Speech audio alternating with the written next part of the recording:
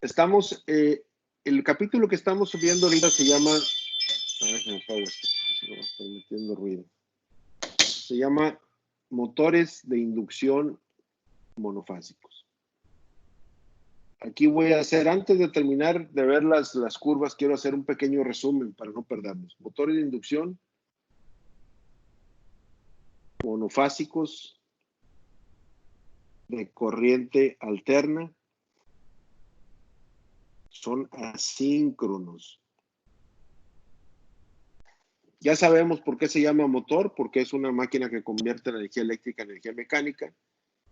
Se llama de inducción porque el principio de funcionamiento es el de un transformador.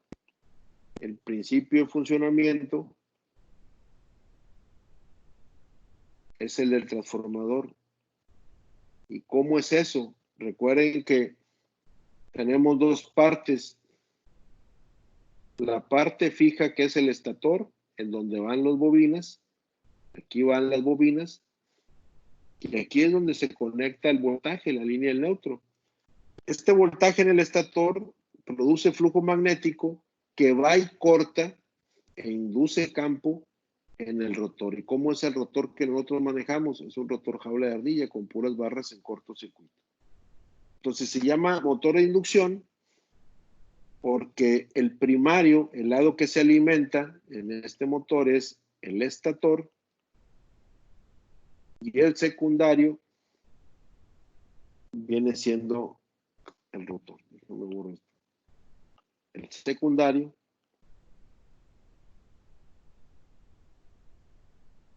es el rotor. ¿Por qué se llama motor monofásico? Porque en corriente alterna recuerden que hay dos tipos de motores, los monofásicos y los trifásicos. Ahorita estamos viendo los motores monofásicos. ¿Y por qué de corriente alterna? Pues porque hay motores de corriente alterna, pero también hay motores de corriente continua o corriente directa. Y esta parte es importante. ¿Por qué se llama motor síncrono?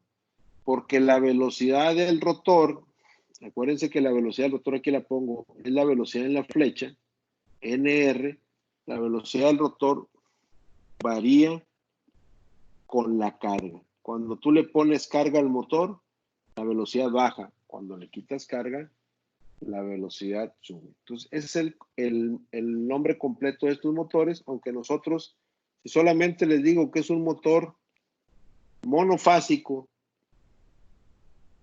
de corriente alterna, ustedes van a asumir que es de inducción, que es asíncrono y que es rotor jaula de ardilla, porque todos los motores monofásicos son motores jaula de ardilla. ¿Qué otra cosa es importante resumir? ¿Cómo se varía la velocidad en un motor? ¿Cómo se varía la velocidad en el motor?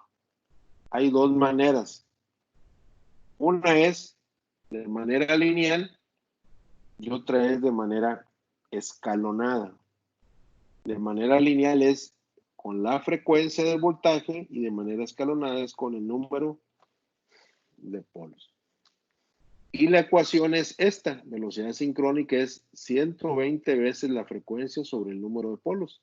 Ya hemos visto que si la frecuencia son 60 Hz y hacemos una tablita de la velocidad sincrónica contra el número de polos, para dos polos voy a tener 3600 RPM, para cuatro polos 1800 RPM, para seis polos 1200 RPM y así sucesivamente. Lo importante aquí es que hay dos maneras de controlar la velocidad, por frecuencia y por polos, no por voltaje. Es un error si me dicen que por voltaje, solamente por frecuencia y por polos.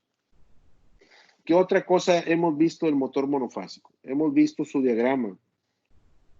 Este motor tiene dos devanados, un devanado de trabajo y un devanado de arranque. El devanado de trabajo y el de arranque están conectados en paralelo a través del interruptor centrífugo, que es un interruptor normalmente cerrado. En esta parte está el rotor, que es el rotor jaula de ardilla. Aquí está el switch principal el que alimenta el motor, y aquí está la alimentación de corriente alterna. Este es un voltaje VCA, voltaje de corriente alterna. Cuando el motor se energiza, cuando yo cierro este switch, este interruptor está cerrado, por lo tanto trabajo y arranque están conectados en paralelo el voltaje, el motor arranca. Cuando el motor alcanza el 80% de la velocidad nominal, el interruptor centrífugo actúa. ¿Y cómo va a actuar? Abriéndose. ¿Por qué abriéndose? Pues porque normalmente es cerrado. Entonces, cuando se abra, muchachos, van a desconectar al devanado de arranque y solamente va a quedar el puro devanado de trabajo, es decir, la corriente que va a estar pasando por el motor solamente va a ser la corriente de trabajo. ¿Qué sucede si por algún motivo el interruptor centrífugo no se abre y el devanado de arranque se queda energizado? Si el devanado de arranque queda energizado, este se va a quemar. Y si se quema, pues ya no vamos a tener este. Y si no lo tenemos, el motor no va a poder arrancar la siguiente vez que lo queramos hacer. ¿Por qué se quema? Porque si se acuerdan, este devanado de arranque es de pocas vueltas y alambre muy delgadito. Entonces, este devanado toma una corriente muy alta. Si no lo quito, la corriente alta, al ser alambre muy delgado, lo va a quemar. Se quema el puro devanado de arranque, el devanado de trabajo no se quema. Y ahorita vamos a ver una foto y les voy a decir cómo se devanan para que, pensando que siempre se daña el de arranque se pone arriba del devanado de trabajo en el estator. Y si se daña, pues solamente quitas el puro devanado de arranque sin molestar el devanado de trabajo. Otra, ¿cómo se varía, o más bien cómo se cambia el giro del motor? El giro del motor, si ustedes han sido observadores y lo han checado, ustedes tienen una clavija en todos los aparatos. Así. Línea neutra. Si la ven de frente, siempre van a ver que una está más grandota, otra está más pequeña, y aquí está la tierra. Generalmente la más grande es el neutro, la más pequeña es la línea, y este agujerito que viene aquí es donde se pone la tierra, que generalmente decimos así, ese es el símbolo de tierra. Si ustedes por algún motivo intercambian línea neutro con neutro línea, se van a dar cuenta que el motor sigue girando para el mismo lado. Entonces, en un abanico de pedestal, si ustedes cambian la clavija de la posición, intercambia línea neutro, el abanico va a seguir girando para el mismo lado. ¿Por qué? Porque el giro de estos motores no depende de cómo está la polaridad en la clavija, sino depende de cómo está el devanado de arranque. Entonces, ¿cómo se cambia el giro del motor? La respuesta es cambiando las terminales del devanado de arranque. Es decir, es algo complicado. El giro, el cambio de giro es complicado.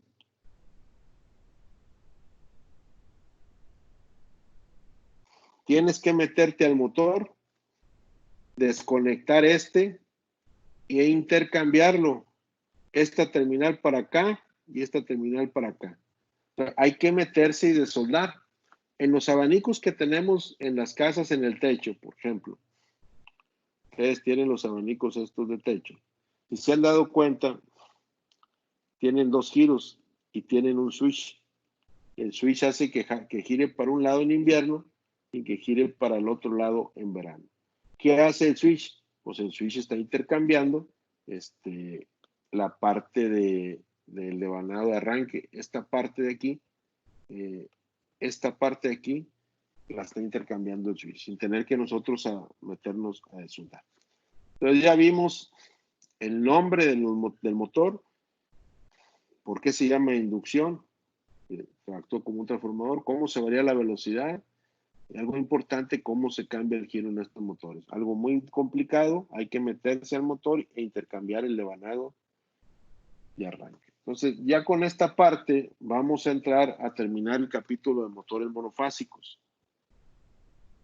Entonces, aquí mismo está, déjenme me conecto. Y vamos a ver el arranque de estos motores. Nos quedamos en la página 16, aquí está el arranque.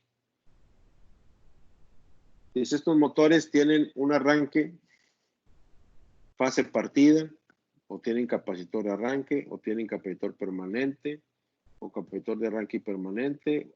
Hay motores universales y hay motores de polos embreados. Entonces vamos a empezar con el primer motor, el motor de fase partida.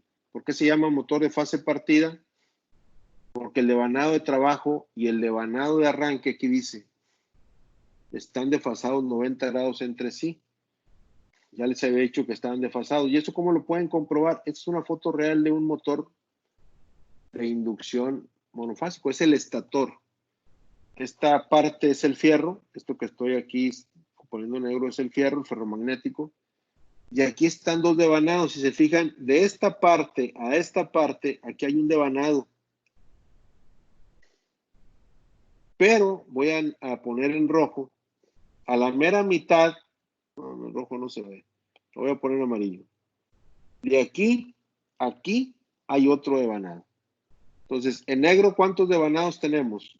Uno, aquí hay otro, que vaya aquí, aquí. Aquí está la callecita donde va el devanado. 1, 2, 3, hasta esta otra calle. Y 4. Estos devanados que están aquí se llaman devanados de trabajo. Entonces, este es un motor de 4 polos porque tiene trabajo norte 1, trabajo norte 2, trabajo norte 3 y trabajo, perdón. Trabajo norte 1, déjenme lo borro, no es así. Trabajo norte 1, trabajo sur 1, trabajo norte 2 y trabajo sur 2. Por cada trabajo hay un norte y un sur. Norte 1, sur 1, norte 2, sur 2. ¿Por qué digo que este es el devanado de trabajo? Porque si ustedes comparan, lo voy a poner aquí, este devanado, no se ve el amarillo, voy a poner un rojo. Si ustedes comparan este devanado, se ve más grueso que este otro que está aquí. Se alcanza a ver un poquito más grueso. Y se ve de más vueltas. Este que está aquí tiene más vueltas que este que está aquí. Entonces, eso tengo 4 de trabajo y voy a tener 4 de arranque. Arranque norte 1. De aquí a acá va a haber otro arranque norte 2, arranque norte 3 y arranque norte 4. Este es el de menos vueltas, alambre delgado. Entonces, por cada devanado voy a tener 4 polos, 2 de arranque y 2 nortes y 2 sur. Quisiera explicarlo con un video, pero me voy a tardar en ponerse, se los voy a dejar, muchachos. Pero esto es importante. Ustedes, una de las maneras de comprobar físicamente cuál es el devanado de trabajo y el devanado de arranque es ver las vueltas, el grosor y el calibre. Entonces, si se dan cuenta, este devanado es el de trabajo, como les dije, y el devanado de arranque está sobre el devanado de trabajo. Si se quema el devanado de arranque, que es lo más probable que ese es el que falle primero, la gente nada más quita este devanado y lo vuelve a hacer y no toca para nada el devanado de abajo, que es el devanado de trabajo. Bueno, ahora sí voy a regresar al primer motor que se llama fase partida. Este motor de fase partida, ya hemos visto el diagrama, trabajo, arranque, interruptor centrífugo. Aquí está el interruptor, les dejé el video. Es complicado ver una foto, es más fácil verlo en video. Pero esta es la parte importante que quiero ver. La curva par velocidad. Esta curva, muchachos, que está aquí en rojo, es solamente cuando el motor tiene el puro devanado de trabajo. Lo voy a poner con amarillo. Si yo tengo solamente el puro devanado de trabajo, el par de arranque que tengo es 0. Tendría que empujar al motor para que se empezara a mover, que agarrara velocidad y luego que hiciera esto, llegara hasta el par nominal de trabajo. Que ya habíamos quedado que el par nominal andaba por aquí. Entonces, cuando a este devanado de trabajo se le agrega un devanado de arranque, lo que sucede es que mi par de arranque ya no va a ser 0, va a ser, en este caso, de 150% del par nominal. ¿Dónde anda el par nominal? El par nominal anda por acá. Entonces, 1.5 veces el par nominal. Eso hace que la carga que tiene el motor rápidamente se acelere y el motor llegue a la condición normal de trabajo. Entonces, acuérdense, motor de fase partida es un motor que tiene un par de arranque de 150% del par de carga o el par de marcha. Esta es una maqueta que tenemos ahí en el laboratorio, que yo se las muestro cuando estoy en clase para decirles, a ver muchachos, ¿de cuántos polos es esta maqueta? ¿Es un motor de cuántos polos? Pues la respuesta es de 4. Estos de acá son trabajo, trabajo, trabajo y trabajo. ¿Por qué? Porque son más vueltas y el alambre es más grueso que los de arranque que están arriba. Y si es de 4, pues tengo que tener un norte 1, un sur 1, un norte 2 y un sur 2 para arranque, e igualmente un norte 1, un sur 1, un norte 2 y un sur 2 para trabajo. ¿Cómo se conectan? En paralelo para que solamente queden dos terminales de alimentación. Estas son las laminaciones con las que se construye el estator. Y estas no se alcanzan a ver, pero son las laminitas con las que se construye el rotor. Y el gap que hay entre estator y rotor, o sea, la distancia de aire, es casi nada. Como les he dicho, es muy pequeña para que las pérdidas sean mínimas en el motor. Hay otro motor que se llama motor con capacitor de arranque. Observen este diagrama que está ahí, observenlo. No me digan, pero observen qué es lo que cambió. Lo que cambia, muchachos, es que se le está agregando un capacitor. Si se fijan, hay un capacitor y ese capacitor está en serie con el devanado de arranque. Se agregó este capacitor en serie con el devanado de arranque. ¿Qué le va a hacer el capacitor al motor?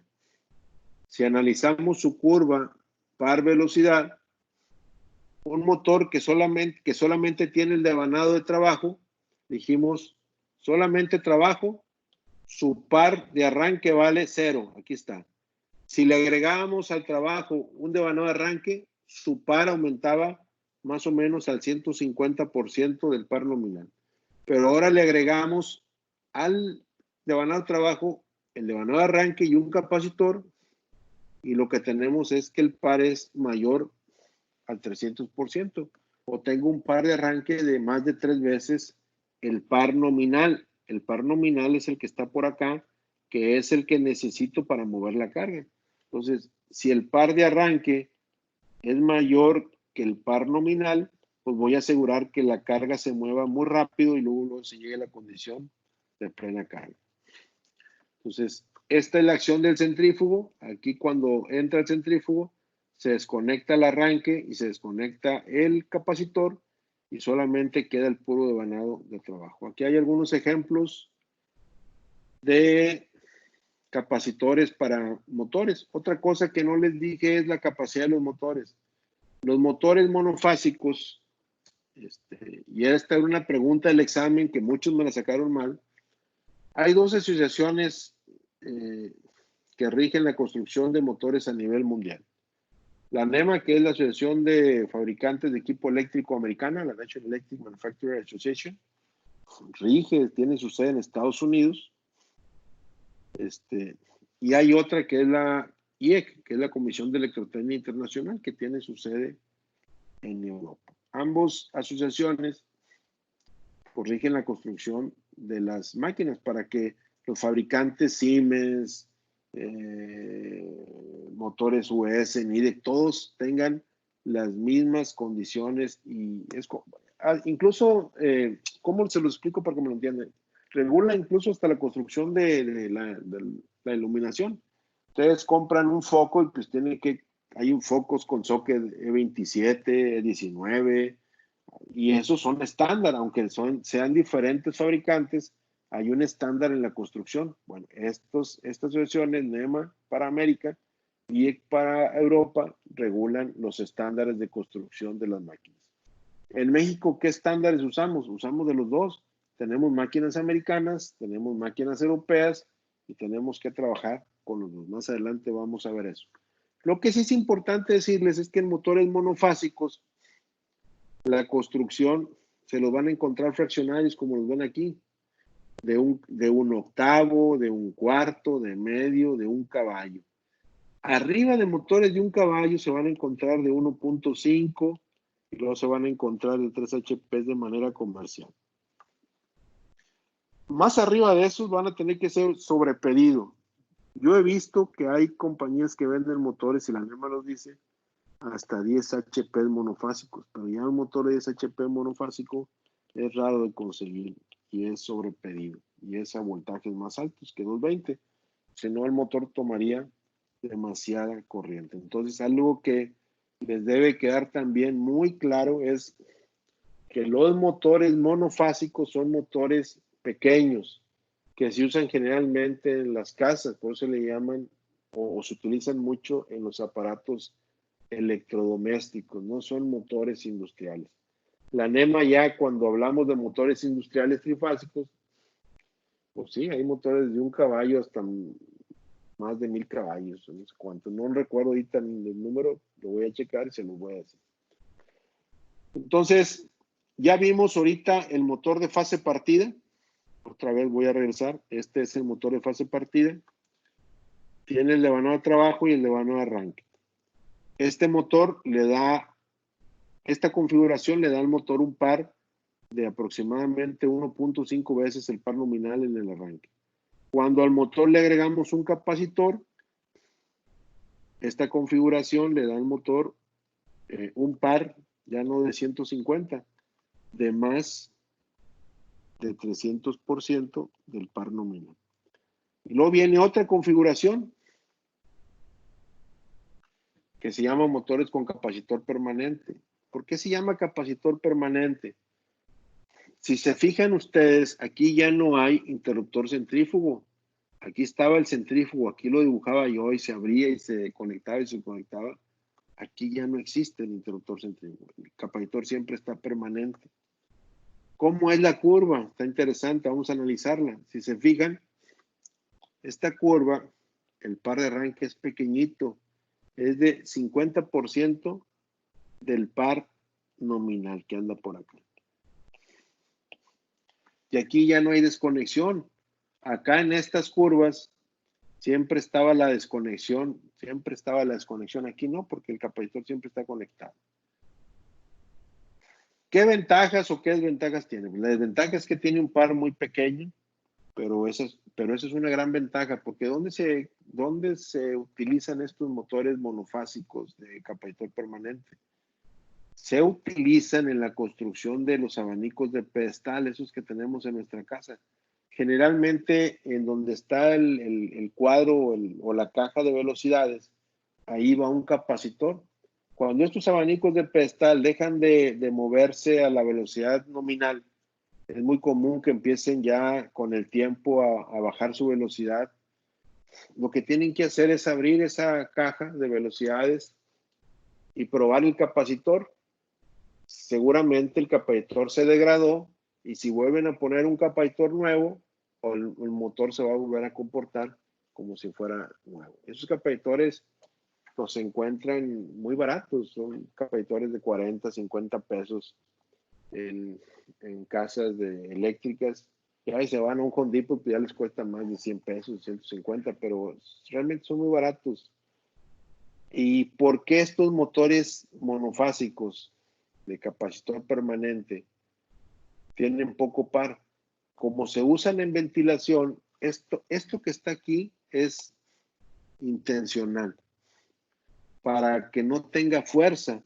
Y como este motor está en contacto con personas y con mascotas en una casa, si alguien por accidente va y mete la mano al motor, pues que el motor se detenga, no pasa de que te dé un golpe, te ponga ahí un moretón, pero no te va a cortar ningún dedo. En cambio, si nos vamos a los motores trifásicos, cuando los veamos van a ver ustedes que sobre todo en los tornos hay accidentes muy graves, gente que se queda, que se le arranca el cráneo porque el pelo se amarró o alguna cadena. Esos motores no se detienen. Todos estos motores, y si ustedes hacen la prueba algún día, agarran las aspas, encienden el motor no se va a mover porque no tiene fuerza, porque así está diseñado. Como es un motor para que trabaje con personas, así está diseñado. Finalmente vamos a tener una combinación de motores con capacitor permanente, con capacitor de arranque y con devanado de arranque. Cuando el interruptor centrífugo abre, ¿quién se va a desconectar? El capacitor de arranque y el devanado de arranque. Ah, no, perdón, el puro capacitor de arranque. Puro capacitor de arranque, fíjense, otra vez. Cuando el interruptor centrífugo abra y desconecte, va a desconectar al capacitor de arranque.